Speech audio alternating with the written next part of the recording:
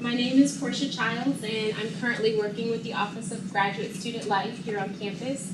It typically is in the Stamp building, but they're remodeling our office, making it extra chic. So right now we're displaced in not as pretty of an office in Hazafel, which is kind of on the main mall area. If you know where the Mitchell building is, or you know the main mall, McKeldin would be behind me, and Hazafel is towards the front on the left-hand side. So we do have like free coffee, tea, hot chocolate on Thursdays, and we offer all tons of other events and activities, some that are free and some that are reduced fare, and we do try to put on lots of family functions. We definitely have like a family Halloween costume party and a day at the farm and some other things. So make sure you stay in touch with us throughout the year so you know what we have offered.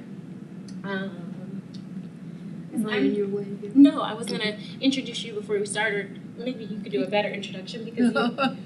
Okay. Hi, I'm Carolyn Rudolph. I'm the Director of Family Care Resources.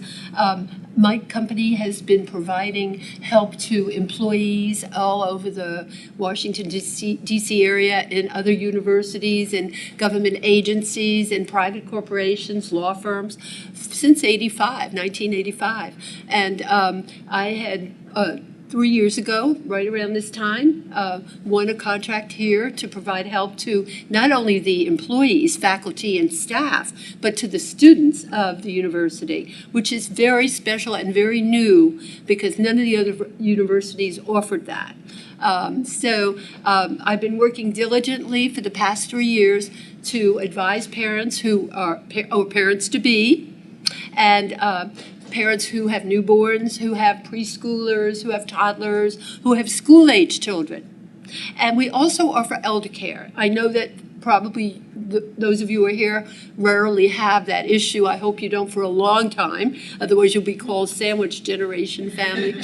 But we do offer help to faculty, staff, and students who may have an elderly parent or an in-law or grandparent who needs some kind of help, and we give advice to them about where to find resources, not just in the Washington, D.C. area, but all over the country. Not in China and Korea or Europe or Australia or New Zealand, unfortunately, or South America, but just in the United States. Because I know many of you are from abroad, and you often wonder, well, can you help people in other countries? But we don't, unfortunately, know the resources there. And most of you, if you come from other countries, usually your family members help out. In America, we are on our own. We have to find our way ourselves most of the time. How many of you are brand new parents or children under 1 year of age? Okay, and 2 of you are expecting, I see. And how about yourself?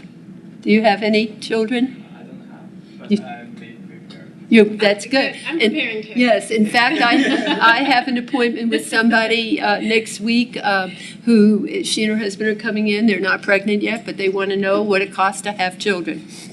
How about yourself? We don't give you a minute. 2 kids, how old? One is newborn, a month and a half, and 2.5 years old. A year and a half? 2.5-year-old. Yeah, so I was just sharing that we offer all kinds of resources. And we meet in Cole, which is right next door, actually, in Cole Fieldhouse. Our office is facing the tennis courts, which is very nice. And we have appointments usually twice a month for childcare consultation days. And then we have 2 days a month for elder care consultation days. However, people sometimes can't make the days that we offer, so we offer telephone consults. I have a home office in Bethesda. I invite people to come to, and occasionally I can work around my schedule to come meet on campus other days when I'm here for other meetings. But generally speaking, they're from 10 to 5 o'clock, and they're on the hour. The service is free of charge. And what we do is we help parents identify the resources. So, for instance, if you live in College Park, we have the list for the centers and the home providers, the licensed home providers in that zip code. But we have the zip codes for every area in the state. I have the list for the main 5 counties around the College Park area: Montgomery, Prince George's, Anne Arundel, Howard, and even Frederick, and it's easy for us to access that information. We also created our own list for the University of Maryland area for grad students who have needs for part-time or for low-cost childcare. We have interviewed the providers in the area to see who might be able to reach out and give help either through bartering services or volunteering your extra time to reduce your fees. But more so, they're willing to offer some help with reducing the hours. So a lot of times grad students don't need full 5 days a week. They just need part-time. And we do know some providers who are flexible. Now, 3 years ago, the job market was even worse than it is now. So people were being even more flexible so they could have any income coming in from parents who were working or going to school. Now they may not be as flexible because more and more people need the full-time care and they want to fill their slots. But we do have that information. Now, we also provide information on how to check on violations. The state of Maryland has a program where you can go to a website and actually check the violations for every licensed home and center in the state, which is a very, very new program, and it's very helpful. We also provide help in assessing childcare. And in fact, on my website, which is in your little red brochure here that you have in your packet, we give you tips. If you don't know how to select a child care program or a daycare provider, home provider, you don't know what questions to ask a nanny, if you're thinking about hiring a babysitter or a nanny, we provide those questions for you. Many of them are on the website, but I also provide a lot of additional material when I meet with individuals one-on-one. And I'll just make a quick reminder, I mentioned it to you already, that I am meeting with people on August 29th, September 11th, and September 26th. I even brought my schedule because I wanted to sign you all up if you needed an appointment because it's getting kind of busy. But I do have lots of appointments available September 26th if you can wait. If you can't, September 11th, there's a couple left. I'll be here next week, but I'm going to do a session for Portia again, so that's squeezing my schedule a little bit. But you can make appointments with me by either calling my office or emailing me, and I set it up online with you, by emailing you, not by there's no system where you can automatically go in and make your appointments like they do for some other things on campus. We also offer seminars. We have 5 seminars a year on child care issues and 5 on elder care issues. And some of the topics were on how to select a preschool, how to hire a nanny or an au pair, how do you select a good quality family daycare provider. And we have guests coming in to speak on these subjects. They're experts in the field. We have licensing people come in. We have people who run Montessori's or co-op nursery schools. So I don't know what the topics are going to be yet. Probably the first one will be a big overview of the whole various childcare options. And on my website, you'll see a very nice overview of the pros and cons of each option. What's the benefit of a center versus a family daycare home? What are the disadvantages of a center versus a nanny or a daycare home? So that will be very useful to you. But when I meet with you, I usually give you a full packet of information that's specific to your needs. A lot of it is what's on the website, but a lot of people don't know to go to the website. You're getting firsthand information. They don't know where to look. Did anybody ever look at it since you started in Maryland? You have. Did you find it helpful? Yeah, sure. Good. But what I offer in the consults is the actual resources. Where are those resources that you need to look for care? That's not on here. So, and I really want to offer you the advice and the guidance on how to select. What is it? People are asking, well, how do you, can't you give us a recommendation? No, I won't give you a recommendation because I won't know the history of violations on every center offhand, even though I've heard through the grapevine a center or a provider is good. When we've gone in to look at history of violations, we saw violations that didn't reflect a really high quality program, even though a parent or someone would say to me, oh, that's a good program. So I teach you how to select. I also teach you what questions to ask when you make that first phone call, when you talk to a provider on the phone. And of course, the first question should be, do you have an opening? But, past that, very good questions that you will see and learn about. The other thing I want to share with you is that we do have a summer camp fair. Most of you are going to have children not eligible for summer camp, but we do have a camp fair in January so that parents of school age or preschool age or about to go into pre-K can go to camps either on campus or around the area. We invite people from the rec departments and the YMCAs. We don't invite the private camps because there's camp fairs for them over at the different malls and around the Washington area. White Flint has a big one in Montgomery County in January as well. But we want to hone in on the camps on campus. There are some terrific camps, and we want parents to know about that. Can I interrupt Yeah. for one moment? Great.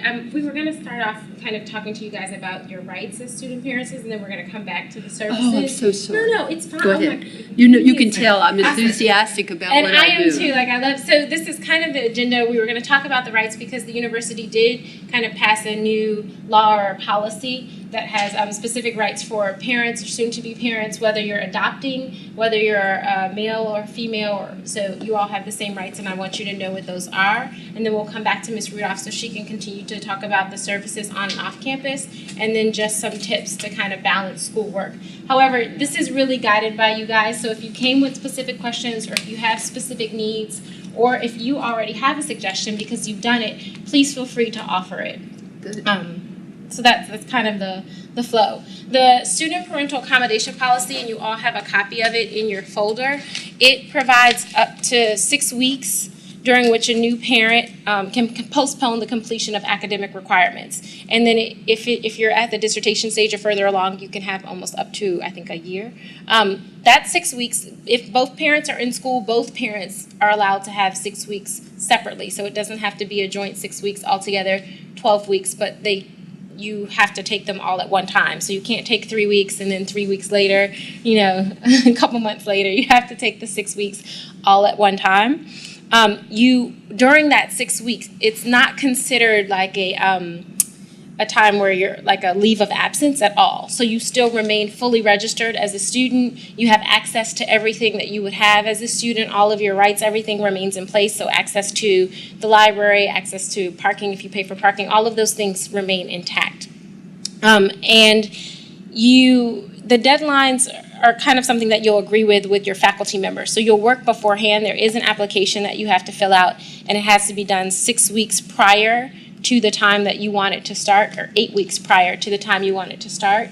So you need to actually have a plan in place as to how you're going to stay on track and keep up and get things handed in. Because if you're still registered and that's a 6 weeks while you're in class, you want to keep in mind that you might still have ongoing assignments.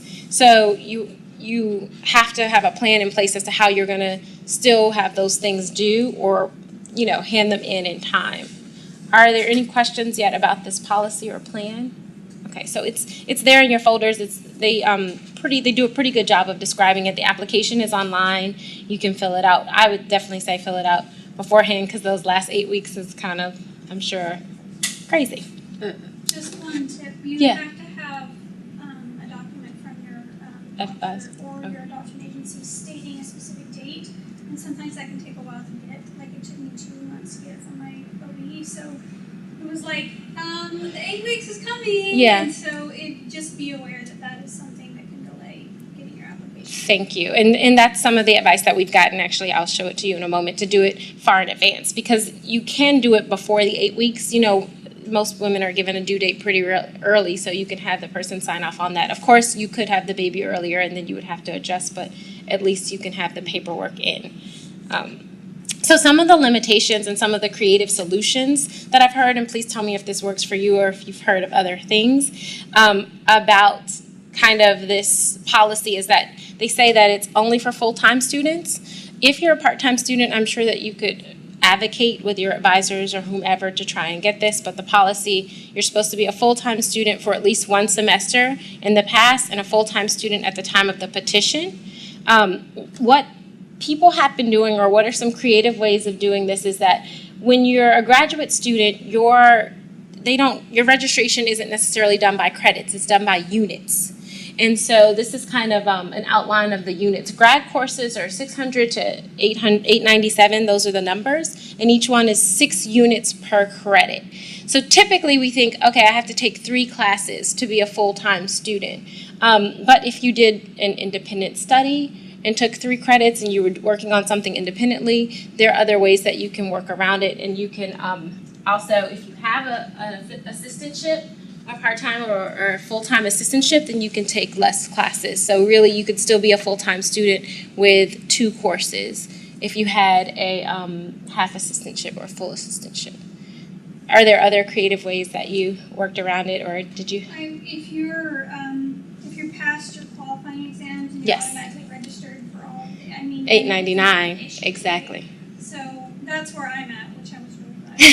So I didn't know how I would deal with taking courses and all that other stuff at the same time, but Exactly. other than that, it just falls into place. And if you're appointed as a research assistant, which I am, then it just that balances out really well. Yeah. You do get time off for that, so thank you. The paperwork. So again, you have 8 weeks prior to the birth or the adoption is when they would like the paperwork to be complete. And so when you're writing that plan that you have to put in place, some of the solutions that we've been given are obviously we use Canvas, which is now what the campus uses to do like their online posting of classes and things like that. So some people have said, well, this will be the way that I interact or go back and forth with my faculty, because that eliminates you coming from home to campus so much, but it's also something that's obviously available and that people use for classes. So if you needed to write it up, you could definitely talk about using Canvas to post your assignments and to keep up with readings or to post comments. So in lieu of you being in class, to prove that you've read the material and that you're up to date, you could post comments and things on Canvas. Complete larger assignments early, which seems like it would be easy to do. It's easier said than done, but if you know that you have like a class presentation or something like that coming up, you can try to do those things via Skype. Some professors are willing to do that, or other online services, and you can also try to get those things done early and submit them before the actual due date.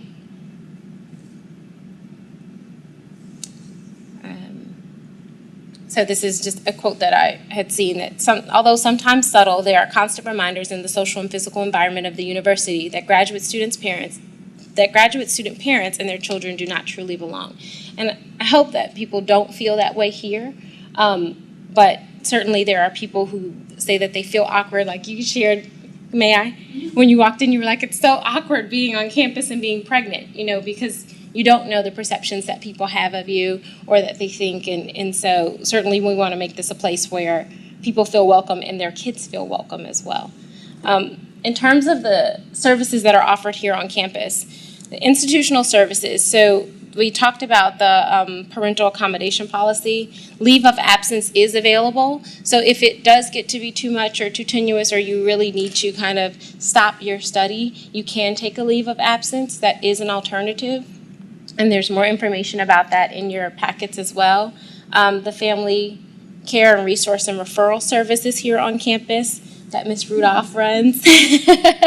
And then the university parent consultation and child evaluation services also, they offer evaluations for children with they do for educational services, varying disabilities, and things like that for free. And that service is also, that information is also in your packet, so you do have that there.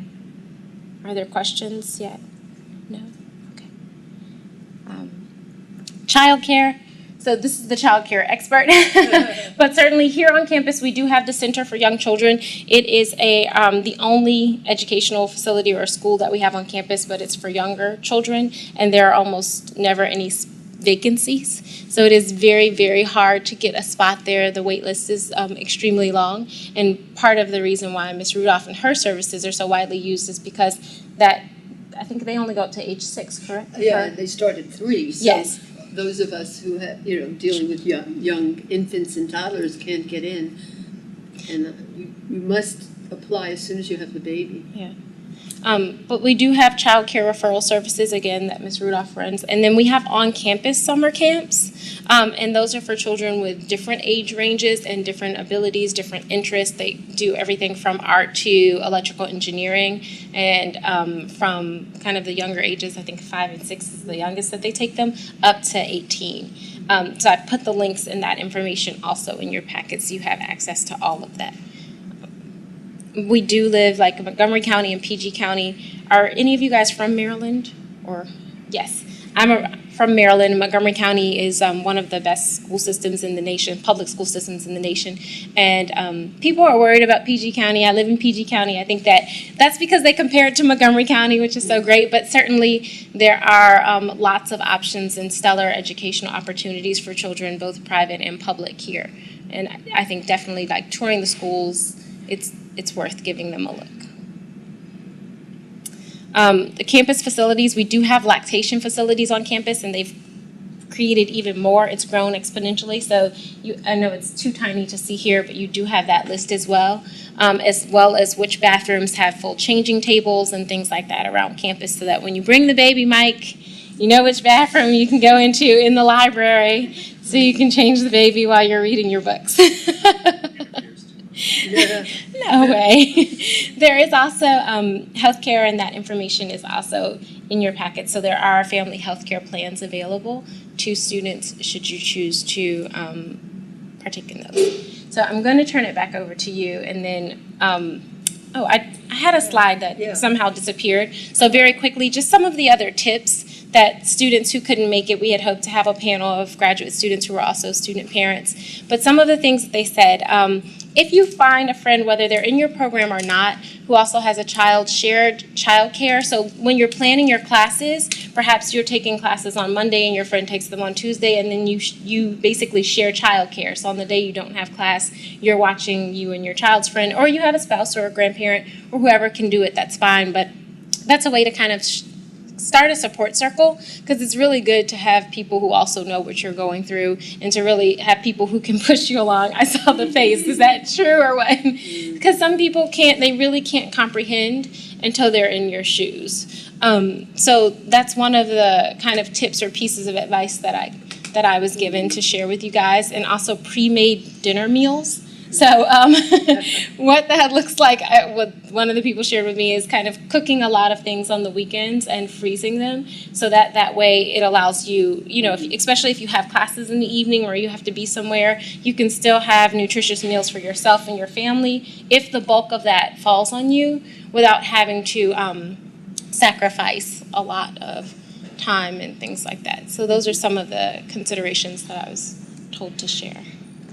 Good suggestions. Good suggestions. It's interesting because I did write down shared care as one of the thoughts that I have tried to plant in families who come to meet with me. And there is a system that can be accessed through some of the websites like Craigslist and DC Moms and DC Urban Moms. And you can go and try to find other parents who live in your community. Listservs, if you live in a neighborhood that has a listserv, that's a good place to get. You just reminded me. I'm sorry, that was the other thing. Good. Do you have a listserv here? There is actually one, and I hope that I included it. If not, then I can certainly email it to you out. But there's a place where you can post to get other graduate students to care for, your child or what have you. And then certainly in the Benjamin Building is the School of Education. So oftentimes we see students who post kind of help wanted ads on the bulletin boards there, because you have a lot of students like myself who are teachers, licensed, and who go up and down the floors.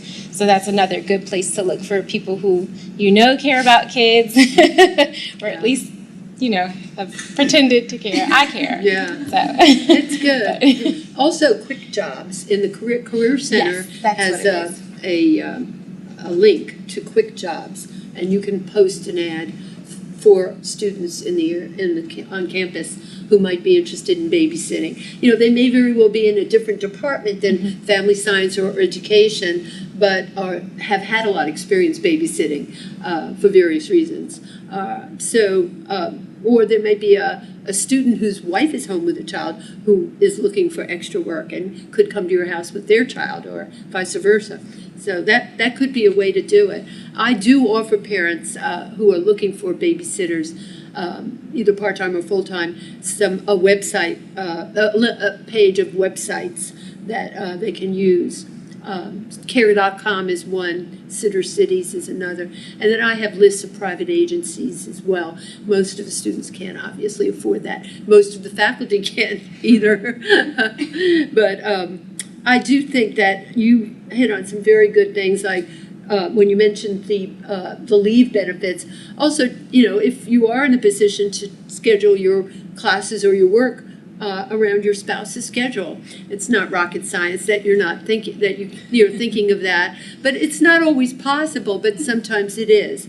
And one of the things that I have noticed that has been very, very heartwarming to me, because you didn't hear me say this because you came in a little late, but I've been doing this work with Parent Referral Service since 1985, and I see so many more men involved.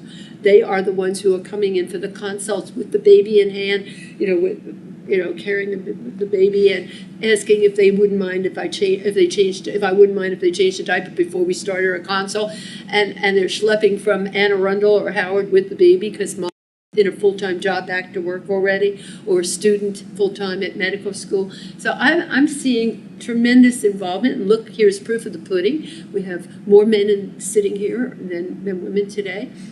That's very exciting. So let's see, 1, 2, 3, 4. Yes, 1, 2, 3. Absolutely. So I would like to, I'm going to mention co-ops, which is building on what Portia suggested. But, we unfortunately, I think that's good to hear about the listserv. I'd love to get that from you. See, coming here today I knew I was going to learn some things too. But I do think we need to build more cooperatives. In the time that I raised my children, which was in, the caveman days, in the 60s, I was able to stay home. My husband made $35,000 a year as a brand new attorney, and I was able to stay home. We owned a house, would you believe? And I could stay home until we actually separated it when the kids were 2 and 4. But we had co-ops so that I could get out and do errands and get my hair done or whatever. And, we had like about 4 to 6 parents that shared. And if you're doing it in a part-time way with school, maybe it's feasible. But, if you're a full-time student, it's not really feasible. And there's issues also with regarding how can I trust another parent to take care of my child just the way I would. So it does take a bit of vetting. It takes a lot of visiting with each other on weekends, or now that we have this wonderful long day until about November, you can do things in the evening outdoors even and meet at a park. But you do have to get to know each other a little bit before you hand over your baby to some other person who may be in grad school with you, may have very good values, but you need to know what they are before you can share the care with them. Would you agree? Yeah. And also, if any of you work, because there are definitely parents who work and go to grad school part-time. Another friend had mentioned she does share care, but in terms of the days off. So a lot of times if you have school-age children, they have professional days or teacher days or what have you, and her friends just alternate between who's going to take off that day, and that person will watch all of the kids, and then the next person, so that you don't use all of your leave time or use all of your time trying to take off for every single parent-teacher, day that the kids, because we do get a lot of holidays in Maryland. It's nice when you're in elementary and middle school. It's not so nice when the university doesn't. Oh, sorry. Yeah. Well, no, I think that these are very good suggestions. Why don't we just see if there's any questions that I could respond to? Because I shared a lot about my service already, but if there's any holes in that information that I offered, perhaps you have some. Or concerns that maybe you felt weren't addressed, maybe funding issues or some questions that you have or things like that. Please, this is the time to let us know. This is our first time having this workshop, so we obviously want to make it better, and we want to make sure that we have the information that student parents want and need. So. Yeah. So I'm interested to know if there's any parent groups on campus or in College Park. so I live in College Park. We go over to Tacoma Park and there's like 20 moms groups. Yes. And I can't find a single one in College Park. And I'm wondering if I'm just like living under the wrong rocks or what. I have never heard of one either. I have not. Very bizarre. So I have not either, and that wasn't something that people mentioned to me, but I'm going to write that down if you don't mind and get back to you. So I'll make sure I get your email address, and if others are interested, then I will try to get that out. University Park is kind of a tight little community, and that is part of College Park. Right. So I do believe there is a listserv within University Park. So there's listservs, and I'm on the listserv for University Park and for my neighborhood that I live in. But there's no, I've not encountered any parent groups. Have you asked? Have you actually put out, and no, you got no response? No, So crickets. I would suspect that, that there may be kind of a lack of that going on. We're living in a different age. People are they're very intent on what they have to do, and there isn't quite the same atmosphere of the 50s, 60s, and even 70s, especially, where people really had the time to get together more to create and build community. And it would be wonderful if we could do more within the campus here. And that's where I would offer a plug. I know that graduate student government is always, we as students always have the right and the ability to found new groups on campus and organizations, and graduate student government often can support that with some sort of funding. I will say, putting together this workshop, I emailed and called probably about 20 to 30 student parents that I know, and no one was available. And part of the reason, I think, is simply because we already as students have a lot going on, but as a student parent, you might have so many more responsibilities, and sometimes things outside of what you have to do is not high on your priority list. So I certainly think that there are definitely other student parents who would want to get together and want to have a support group, and I would help certainly put that together with you if you'd like, if we can't find one. But I think that might be part of the reason why it doesn't exist, because everyone does kind of get in their shell and they're going. What were some of the things you were looking for from that, from being in contact with a family? Well, I mean, what would you like immediate thing that we're trying to address is we'd like to do a nanny share. We have a nanny. We can't find anybody to do a nanny share with. Have you tried the DC Urban Moms website and Craigslist? We've not. No, we've not. You might try that, and also you should give me your information so that I can perhaps put it out. Given that you're in College Park, I might be able to refer a family to you, and I would need more detail about what you're going to pay the woman, what you expect the other family to pay, the other couple or the individual parent, if she's a single or he's a single mom or dad. So, I think that I'd be happy to help you with this, but I do think that's a very good reason why you'd want to be involved with a parent group. How old is your child? 2 months. 2 months, yeah. So you need to get both of you starting back very soon, right? And is your wife working affiliated here too? She works full time. Where is she? She actually works for the university. Oh, okay. So she's on campus as well, But somewhere. Okay. All right. Well, if you would like to share information with me, my email is here. Have we met before? Yeah, we did a consultation. You looked familiar to me. Yeah, but it's like a blur. We met with 200. I've met with about 180 people, 80 families this year, and people do look familiar. But and sometimes they'll write, and your name seems familiar.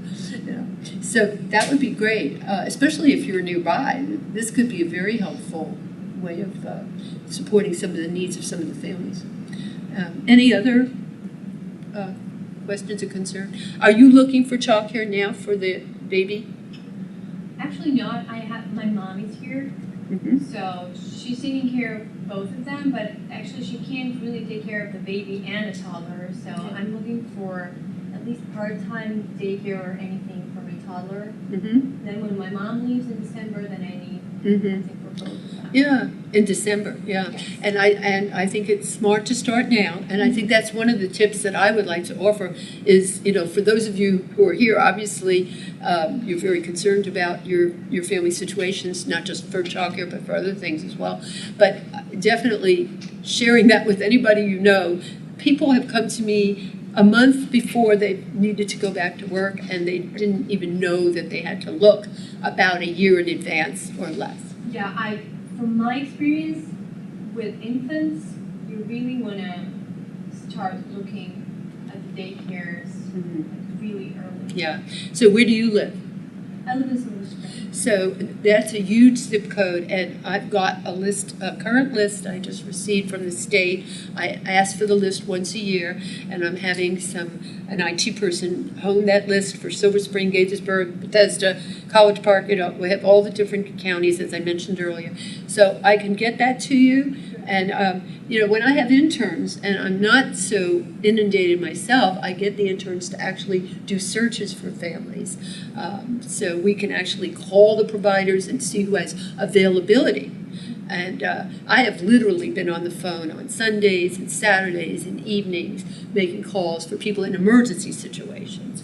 But and there's much more access now through the different Maryland websites to get good information. I mentioned the checking for violations, but they also have one called Check CCMD.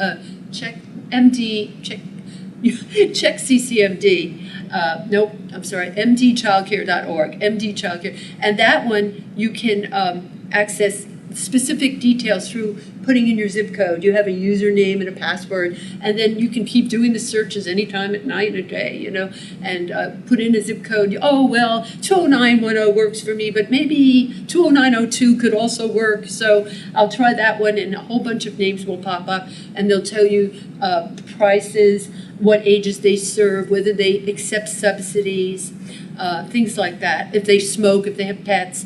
Now, smoking is really not allowed in the home while the child is there, while children are there in licensed care. But if it's in a home provider setting, they can smoke after the kids leave, which I think should be banned as well, because secondhand smoke gets in the furniture and the carpet, and I don't think it's such a good idea, but I hope I'm not offending anybody here who's smoking. So, and related to what I was just saying about the lists, the lists generally are up to date, but when you visit a home, you really should ask if they're still, or call and ask if they're still a licensed provider, because you never know if they may have not been, the name might not have been taken off the list. So when you go to the home or when you speak to them, certainly you want to ask if they're licensed still, but if you visit, you should ask to see the license. Other questions or concerns, things that didn't come up that you wish we had talked about? I don't know how to make this happen. I am in a science area and no one has kids. And so it would be really helpful resource if there was like a central parental listserv kind of thing for all graduate students, or even undergrads, honestly, because there's some undergrads that are parents, that you could then kind of access that resource. So for example, like we would have loved to try and set up some kind of nanny share or something with another family that needed it, but there's no one in my department, no one in my graduate program, no one in my entire building, right, that is in need of the same that I am. But I know that the university is much larger, so I'm just wondering if maybe in the future that might be a possibility of creating something. That came up 3 years ago when I first addressed a large group of parents when the service started 3 years ago, and no one in the benefits department at HR would take it on. They don't want to take it on. I think it's got to come somehow, graduate student even though you're representative saying that you would want to pull from, the faculty and the staff as well. But it sounds like it might be better for it to be a graduate student kind of initiation, which in a way was how we got this program that I do, came out of the graduate students pushing, why don't we have an infant center? So as a result, they didn't get the infant toddler center, they got me. And, that's, it's helpful, but we have seen probably, I would say 600 families, because part of the people we've seen are elder care consults. So the university actually, there's been a benefit because, somebody who lives in Silver Spring may not want to bring their children to the university. Somebody who lives in Gaithersburg just call for an appointment. They're not going to bring the baby to campus. So a lot more people are getting some help, but I don't disagree that we should still have an infant center. But I think that would be helpful. I'll work on that as well. I'm just like, if there's any way of being like, hey, I'm having a baby and blah blah blah. Anyone interested in sharing it? Share. Yeah. Or giving away old things. I mean, you don't hold on to a car seat for forever. You need 3 of them. So Yeah. So absolutely, that would be a good way. Do any of you need night care?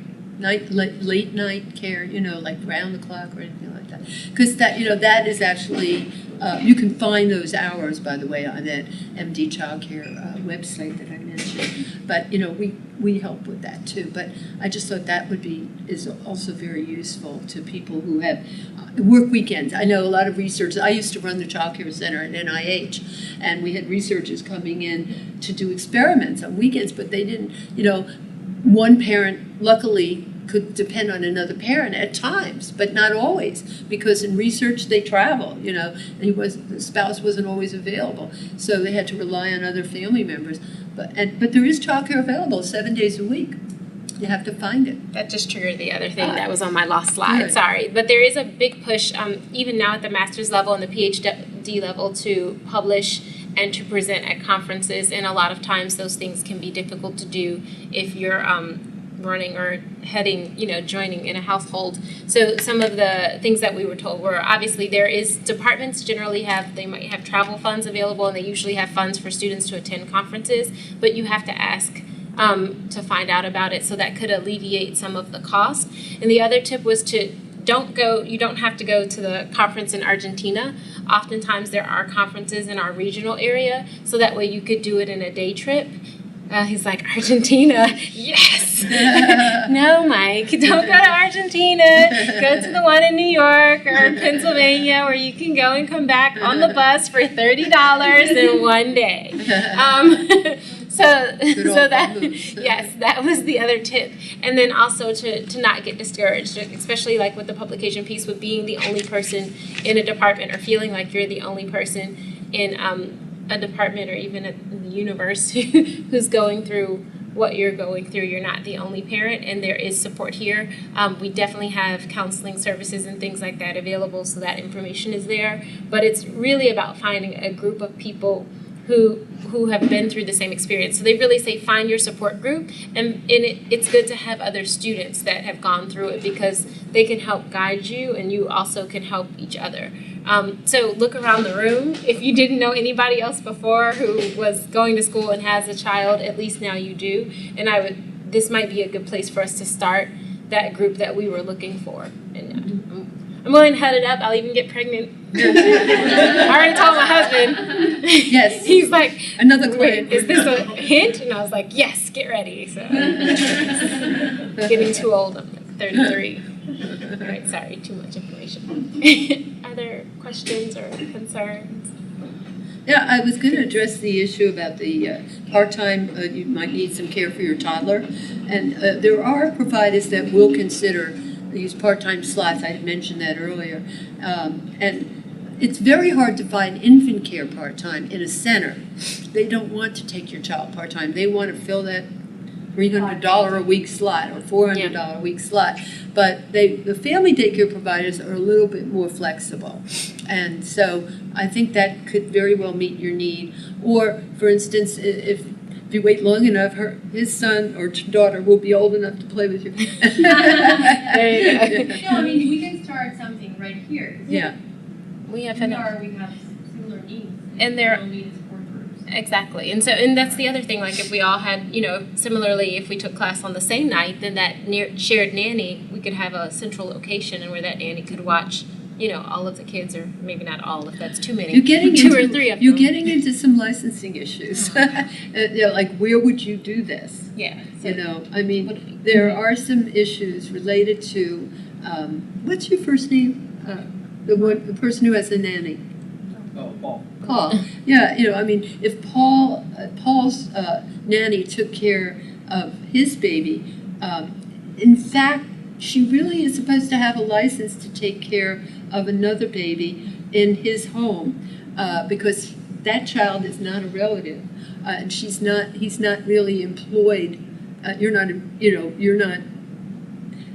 The person is really running a business in your home. So another child may be okay, but if you're asking him to ask her to take 3 or 4, that really means that should be a licensed family daycare home. There's a lot of informal things, but a neighbor next door to him might be quite upset if 3 or 4 cars start pulling in and say, "Oh, well, what's going on here? Is there a business going on here that I don't know about in a neighborhood that they're not supposed to have a business?" So it has to be done very thoughtfully. If it's done on campus and you can find a room, I don't know how that's going to get handled by licensing. Probably nobody would care, but somebody might. So be thoughtful about co-ops are a little different when it's in your home and you're staying there and you've decided you as a mother are taking care of some 3 or 4 kids, but for a couple of hours. But if it becomes more of a daycare setting situation, then it starts to end up needing some more formalities. Yeah. I'm sorry to burst a bubble. Other concerns or things that you really want to know that nobody's been able to answer?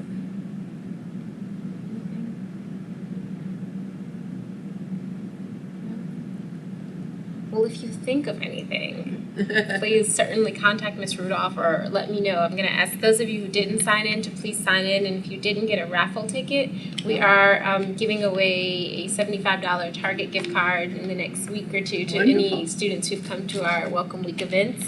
If you didn't get a lovely graduate student tote bag, please feel free to take one. And I hope that this was not a waste of your time. I hope that you gained something. Certainly, my name is Portia again, so you have somebody to hold accountable.